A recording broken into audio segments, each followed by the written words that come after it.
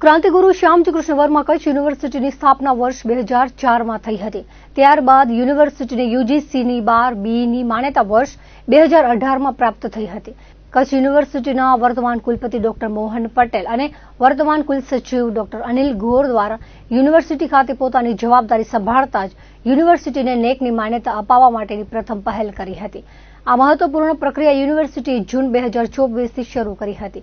14 જૂન 2025ના રોજ નેક દ્વારા કચ્છ યુનિવર્સિટીને સી ગ્રેડ માન્યતા આપવામાં આવી હતી।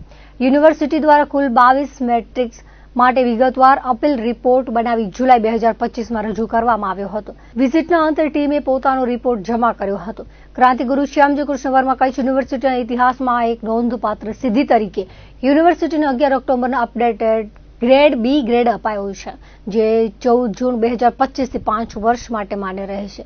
ડોક્ટર મોહન પટેલ અને ડોક્ટર અનિલ ગોરે જણાવ્યું હતું કે નેકની રિપોર્ટ અને પરિણામનો વિગતવાર અભ્યાસ કરવામાં આવશે। યુનિવર્સિટીને જે પણ ક્ષેત્રોમાં ઓછી સ્કોર પ્રાપ્ત થઈ છે તે ક્ષેત્રોમાં ભવિષ્યમાં વધુ સ્કોર પ્રાપ્ત કરવા માટે પ્રયત્નો હાથ ધરી લેવામાં આવશે। નેકની પ્રક્રિયા યુનિવર્સિટીની IQACના કોર્ડિનેટર ડોક્ટર કાશ્મીરા મહેતાની જવાબદારી સાથે થઈ હતી। યુનિવર્સિટીના સર્વે અધિકારીઓ સાથે સંકલન કરીને ડોક્ટર ગૌરવ ચૌહાણ દ્વારા આ નેકની સંપૂર્ણ પ્રક્રિયા સફળતાપૂર્વક પૂર્ણ કરવામાં મહત્વનું